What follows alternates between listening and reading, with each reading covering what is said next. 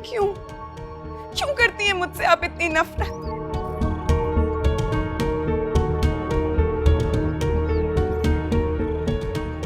बेटा तुम इस वक्त? हाँ, सोचा लंच घर पे कर लो। मैं आपके लिए ऑमलेट बना देती हूँ। ऑमलेट क्यों? खाने को कुछ नहीं बनाया घर पे? नहीं बेटा, फसाद की हांडी जैसे चढ़ाई हुई है उसमें से हिस्सा दो ना इसे। अम्मी, वो तो मुझे आते ही अंदाजा हो गया था कि घर पे क्या चल रहा है। छोड़ दे नुमान, ये सब तो रोज का तमाशा। मेरी तो जिंदगी अजाब बन के रह गई। तुम्हारी जिंदगी या तुमने हमारी जिंदगियों को अजाब बना दिया है? आखिर अम्मी इसने किया क्या है जो इतनी नफरत करने लगी हैं आप इससे? ये मेरी बच्ची का घर तबाह कर रही है। इन्हें तो बस सोमिया की फिक्र है। वो क्या करती फिर रही है उससे आपको कोई ताल्लुक नहीं। कुछ नहीं कर रही वो, और खबरदार आइंदा मेरी बेटी के खिलाफ एक लफ्ज भी बोली। क्या क्या करेंगे आप? बताएं। जो करना है ना आपको, आप आज ही कर लें। मैं नुमान के सामने वो सारे राज खोल दूंगी तुम्हारे जो उसको नहीं पता। तो फिर ठीक, बिस्मिल्लाह कीजिए आप। अरे मैं तो नुमान को पहले ही कह चुकी थी कि इस घर में आने के बाद मुझ पर ऐसा गलीज इल्जाम जरूर लगेगा जिससे मुझे इस घर में एक मिनट भी नहीं रहने दिया जाएगा। नहीं, कोई तुम्हें कुछ नहीं कह सकता। मैं हूं तुम्हारे लिए। तुम नहीं हो नुमान। अगर तुम होते तो सिर्फ बीवी के नहीं होते, अपनी माँ और बहन के भी होते। बस कर दे अम्मी, बहुत दिल से निभाए हैं इन रिश्तों को, लेकिन अब थक गया हूं।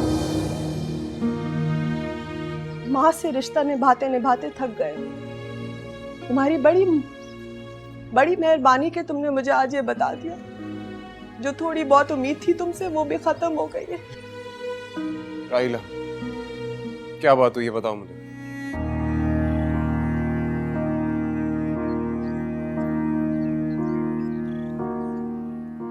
अदन आया था तो आप ना ही पूछे तो ज्यादा बेहतर होगा। क्यों ना पूछे? बताओ अपने शौहर को क्या क्या इल्जामात लगाए मेरी बेटी के खिलाफ। क्या कह रही हैं अम्मी? हाँ, क्या कह रही हैं? मैंने किसी पर कोई इल्जाम नहीं लगाया।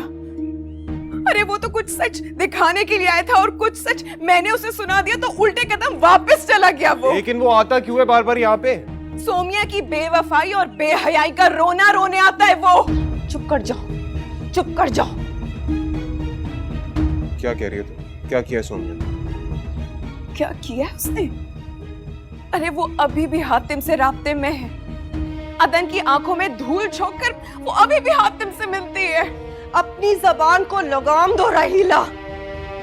नहीं राहिला, वो अपनी मर्जी से अदन के साथ गई है, और हातिम भी क्यों राब्ता रखेगा उससे?